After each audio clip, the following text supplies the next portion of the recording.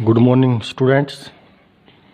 आज हम 9th class की वर्कशीट नंबर 36 करेंगे, जिसका विषय या टॉपिक जो वो है क्षेत्रफल और परिमाप, यानी एरिया एंड पैरामीटर।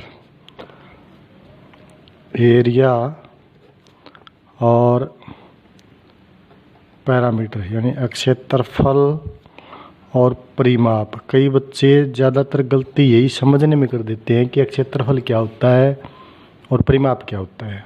तो यहाँ थोड़ा सा क्लियर कर लें। मान लीजिए ये कोई आकृति आपको दे रखी है, आयत दे रखा है मान लीजिए। तो ये जो भाग है, ये जो लंबाई है, वो इसकी जितनी भी लेंथ होगी, जितनी लंबाई होगी, उसको हम क्या कहेंगे? परिमाप कहेंगे। और ये जो अंदर का पार्ट है उसको हम क्या कहेंगे? क्षेत्रफल। अब दूसरे शब्दों में अगर इसको समझना चाहिए तो हम ये कह सकते हैं कि मान लीजिए कोई खेल का मैदान है, खेल का मैदान है, आपको बता दिया भाई इतनी लंबाई है, इतनी लेंथ है, इतनी ब्रेथ है, इतनी चौड़ाई है। तो और आपसे पूछे कि इस खेत के चारों ओर, मैदान के चारों ओर तार लगवानी है, तो कितनी लंबी तार की ज़रूरत पड़ेगी? तो हमें ये लंबाई की ज़रूरत पड़ेगी भी, और इसको हम क्या कहते हैं? परिमाप। ठीक है। और यही कहे कि खेल के मैदान के अंदर हमें घास लगवानी है, तो घास तो ऐसा है यहाँ लगेगी, इसके अंदर वाले पार्ट के अंदर, तो हमें क्षेत्रफल निकालना पड़ेगा। तो सीधे शब्दों में हम ये कह सकते हैं कि बाहर का जो घेरा होता है उसको हम परिमाप कहते हैं। अंदर का जो पार्ट होता है, पूरी जो इसका पृष्ठ होता है, इसकी सतह होती है, वो होता है क्षेत्रफल। ठीक है, मेरे ख्याल से समझ गए होंगे परिमाप और क्षेत्रफल के अंदर क्या अंतर है। ठीक है। अब हम पहले पढ़ चुके हैं, पिछली क्लासेस के अंदर आप पढ़ चुके हो कि आयत, इस तरह की जो आकृति होती है वो आयताकार होती है, और उसका क्षेत्रफल क्या होता है? लंबाई गुणा चौड़ाई। लंबाई और चौड़ाई को गुणा कर देते हैं, वो आयत का क्षेत्रफल होता है। और परिमाप होता है लंबाई और चौड़ाई। लंबाई और दोनों को जोड़ देते हैं, चौड़ाई को दोनों को जोड़ देते हैं, या फिर लंबाई और चौड़ाई को जोड़ करके 2 से गुणा कर देते हैं, वो होता है परिमाप। ये चीज़ें हम आयत, वर्ग, इन चीज़ों के बारे में आप पहले पढ़ चुके हैं। ठीक है। एक चीज़ और, परिमाप जो है वो मात्रक, उसको हम मीटर में नोट करते हैं या सेंटीमीटर में करते हैं, जबकि क्षेत्रफल अगर आपको निकालना है तो उसके लिए हम वर्ग मीटर या मीटर की पावर 2 या फिर वर्ग सेंटीमीटर या सेंटीमीटर स्क्वायर लिया जाता है। ठीक है, ध्यान रखना है, परिमाप सीधा मीटर या सेंटीमीटर में होगा, क्षेत्रफल जो है वो वर्ग मीटर या वर्ग सेंटीमीटर के अंदर होगा। ठीक है। अब आते हैं हम टॉपिक पे, त्रिभुज का क्षेत्रफल। त्रिभुज का क्षेत्रफल का भी एक क्या होता है? एक फॉर्मूला होता है। त्रिभुज का क्षेत्रफल, ये जो आकृति है वो क्या है? त्रिभुज है। ये इसका आधार है और इसकी ऊंचाई ये वाली होगी इतनी, या ये कह सकते हैं। ठीक है। तो 1/2 गुणा आधार गुणा ऊंचाई, ये फॉर्मूला है। यानी त्रिभुज का क्षेत्रफल निकालने के लिए आपके पास 2 चीज़ें होना जरूरी हैं, त्रिभुज का आधार और त्रिभुज की ऊंचाई। ठीक है। अब अगर ऊंचाई नहीं दे रखी है तो हमें ज्ञात करनी पड़ेगी। ऊंचाई और आधार के बिना क्षेत्रफल हम नहीं निकाल सकते हैं।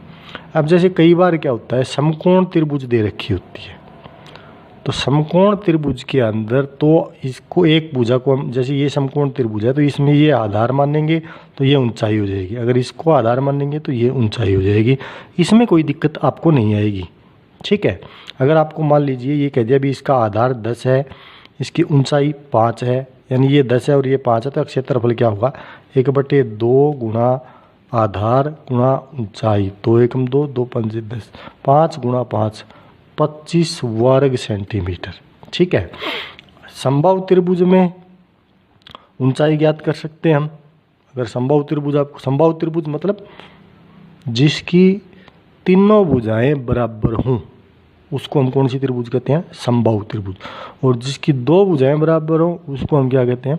समद्विबाहु त्रिभुज। अब जैसे ये त्रिभुज दे रखी है आपको, ठीक है, ये DEF, इसमें ये 10 सेंटीमीटर है, ये 10 सेंटीमीटर, और ये भी क्या है? 10 सेंटीमीटर है। तो इसमें आधार हमें पता लग गया कि 10 सेंटीमीटर है, ऊंचाई ये होगी भी इसकी, ये आपको ज्ञात करनी पड़ेगी। उसके लिए आपको एक चीज़ और पढ़ना पड़ेगा अभी, पाइथागोरस थ्योरम। याद कीजिए,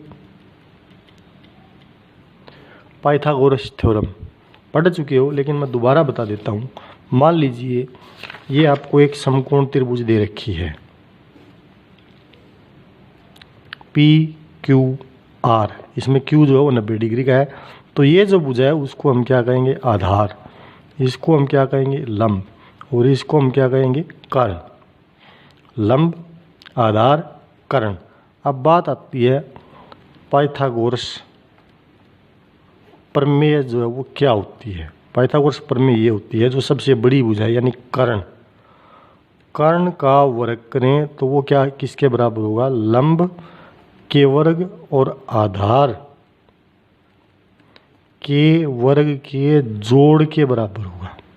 यानी यहाँ से ये कह सकते हैं कि PR, ये कर्ण है PR का स्क्वायर बराबर PQ square plus QR square, लंब स्क्वायर आधार स्क्वायर बराबर कर्ण स्क्वायर। तो इस चीज़ का, या ये कह ले इसका यूज हम किसी भी समबाहु त्रिभुज या समद्विबाहु त्रिभुज की ऊंचाई ज्ञात करने के लिए करेंगे। ठीक है, तो अब ये लंब गिरा दिया अभी यहाँ से, ये 90 डिग्री का कोण है। तो अब ये क्या हो गया, कर्ण, ये क्या हो गया, लंब या ऊंचाई, और ये आधार क्या हो गया, 5। तो कर्ण का स्क्वायर, ये त्रिभुज है समबाहु त्रिभुज, इसमें 10, ये भी 10 और ये 10, ये 90 डिग्री बनाएंगे यहाँ। तो जो समद्विबाहु और समबाहु त्रिभुज है उसमें इसको 2 बराबर भागों में बांटता है अभी ये लाइन, तो ये 5 हो जाएगी और ये भी 5। अब यहाँ से अगर देखें तो कर्ण का वर्ग 10 का वर्ग भाई बराबर लंब हमें पता नहीं है अभी, h मान लेते हैं, तो h का वर्ग प्लस 5 का वर्ग, तो 10 का वर्ग कितना होगा, 100 बराबर h का वर्ग प्लस 25, इसको इधर ले ले तो ये 100 माइनस 25 बराबर h का वर्ग, और ये हटाएंगे तो इधर क्या लग जाएगा, वर्गमूल। तो h बराबर कितना हो गया, 75 का वर्गमूल, और इसको हम क्या लिख सकते हैं, 5 गुणा 3, 75 को 5 × 5 × 3। अब ये 5 2 बार है तो एक बार क्या हो जाएगा, 5 वर्गमूल 3। यानी इस त्रिभुज की ऊंचाई हमारी कितनी आ गई, 5 वर्गमूल 3। समझ गए, पाइथागोरस प्रमेय का प्रयोग इस तरीके से होता है। ठीक है, अब ऊंचाई आ गई हमारे पास, आधार हमारे पास पहले से 10 है, तो 1/2 गुणा आधार गुणा ऊंचाई, 1/2 गुणा 10 आधार है और ये ऊंचाई है, तो ये इसका क्षेत्रफल इतना आ जाएगा। इसी तरीके से एक समद्विबाहु त्रिभुज, यानी ये दोनों भुजाएं इसकी बराबर है, 5 5, और ये वाली दे रखी है हमें 8, तो ये लंब गिराएंगे, ये 4 हो जाएगी, ये भी 4 होगी। ठीक है, अब फिर से हमें यही ज्ञात करना है, ये वही तरीका है, 5 का वर्ग माइनस में 4 का वर्ग, यानी 25 माइनस 16 9, वही है PQ का वर्ग बराबर PS का वर्ग प्लस QS का वर्ग। तो PQ हमारे पास 5 का वर्ग बराबर PS ज्ञात करनी है, QS 4 है हमारे पास, तो 5 का वर्ग 25 होगा, 4 का वर्ग 16 को इस साइड ले आएंगे, और ये PS का स्क्वायर यहाँ था, इसको हटा देंगे तो यहाँ क्या लग जाएगा, वर्गमूल। PS बराबर वर्गमूल 9, और 9 का वर्गमूल हमें पता है कितना होता है, 3। तो ये ऊंचाई हमारी कितनी आ गई, 3, ऊंचाई 3। तो अब इसका क्षेत्रफल क्या होगा भी, 1/2 गुणा इसका आधार कितना है, 4 है, और ये 4 कितना हो गया, 8, 1/2 गुणा 8 गुणा में ऊंचाई यानी कि 3, तो इसको काटेंगे, 2 एकम 2, 2 चौके 8, 4 तिये 12 वर्ग सेंटीमीटर, ये ध्यान रखना है। ठीक है, अब 2 त्रिभुज हमने कर ली, समबाहु त्रिभुज कर ली, समद्विबाहु त्रिभुज कर ली। एक त्रिभुज होती है विसमबाहु, मतलब जिसकी कोई भी भुजा बराबर ना हो, तीनों भुजाओं की लंबाइयाँ अलग अलग हो। उसका क्षेत्रफल ज्ञात करने का एक तरीका होता है, इसको हीरो का सूत्र बोलते हैं, उसको हम अगली वर्कशीट के अंदर पढ़ेंगे। ठीक है, अब इसके अंदर आपकी जो वर्कशीट है उसके 2 क्वेश्चन दे रखे हैं अभी। समबाहु त्रिभुज का क्षेत्रफल ज्ञात कीजिए। एक समबाहु त्रिभुज है, समबाहु त्रिभुज का क्षेत्रफल, भुजा है उसकी 12 सेंटीमीटर। भुजा कितनी है? 12 सेंटीमीटर। ठीक है, तो कैसे करेंगे भी? ये हो गई हमारी त्रिभुज समबाहु, यानी तीनों भुजाएं इसकी बराबर है। ठीक है, ए बी सी। हमें क्षेत्रफल निकालना है। क्षेत्रफल है 1/2 गुना आधार गुना ऊंचाई। तो आधार तो हमारे पास है 12 सेंटीमीटर, ऊंचाई ये होगी भी। ठीक है, ये ज्ञात करनी पड़ेगी। ये मैं पहले बता चुका हूँ कि अगर ऊंचाई की लंब डालेंगे यहाँ से तो ये दोनों कितनी कितनी होंगी? बराबर बराबर होंगी। तो कितनी कितनी हो गई? ये 6। ठीक है, अब वही पाइथागोरस लगाएंगे तो इसका जो वर्ग है ये कर्ण है। इस त्रिभुज में देखेंगे हम, ये कौन सी त्रिभुज है? समकोण त्रिभुज। और पाइथागोरस जो प्रमेय है, पाइथागोरस थ्योरम है, वो सिर्फ राइट एंगल ट्रायंगल समकोण त्रिभुज में ही लागू होती है। ठीक है, तो इसका ये कर्ण, ये आधार और ये लंब। तो कर्ण का वर्ग बराबर आधार का वर्ग प्लस लंब का वर्ग। तो कर्ण हमारे पास 12 है, आधार 6 है, लंब ज्ञात करना है। ठीक है, तो 12 का वर्ग कितना होगा? 144। 6 का वर्ग 36, इस साइड आके माइनस हो जाएगा, इक्वल टू लंब का वर्ग। तो लंब जो है वो कितना आ जाएगा? 144 में से 36 घटाएंगे 108 आ जाएगा वर्गमूल में 108। ये लंब या ऊंचाई हो गई भी, लंब या फिर ऊंचाई। अब क्षेत्रफल पर आते हैं हम। क्षेत्रफल क्या होगा? 1/2 गुना आधार कितना है? आधार है अब 12। ऊंचाई कितनी है? वर्गमूल 108, 2 6 8। इसको थोड़ा और सिंप्लीफाई कर सकते हैं हम। 108 को ऐसे कर सकते हैं, 108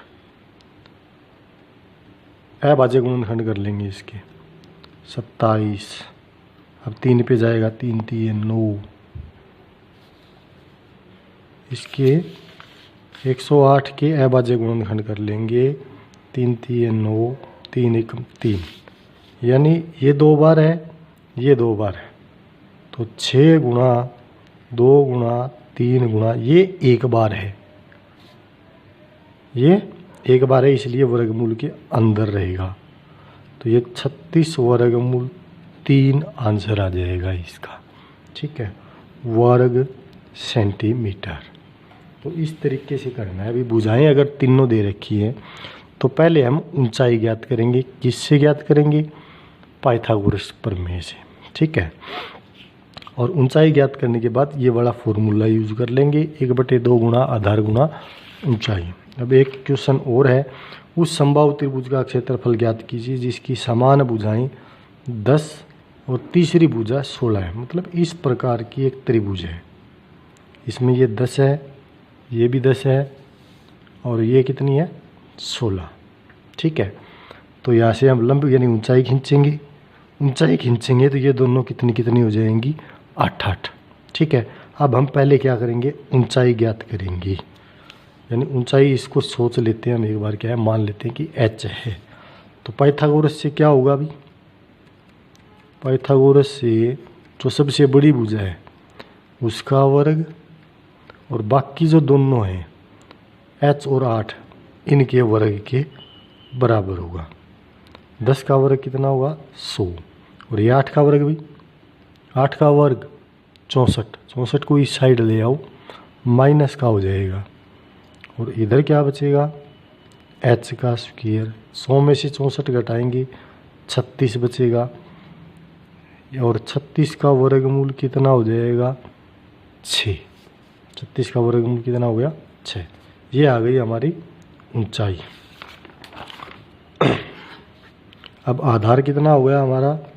16 सेंटीमीटर। ये था ना 16 पूरा, और ये कितनी निकाली अभी अभी हमने 6 सेंटीमीटर। तो आधार 16, ऊंचाई 6 सेंटीमीटर।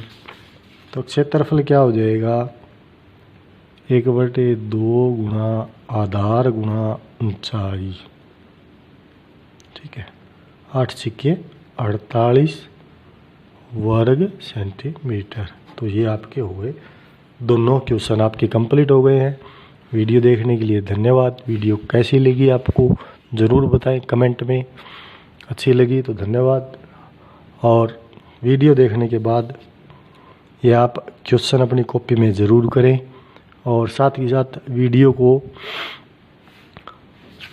चैनल को सब्सक्राइब ज़रूर कीजिए।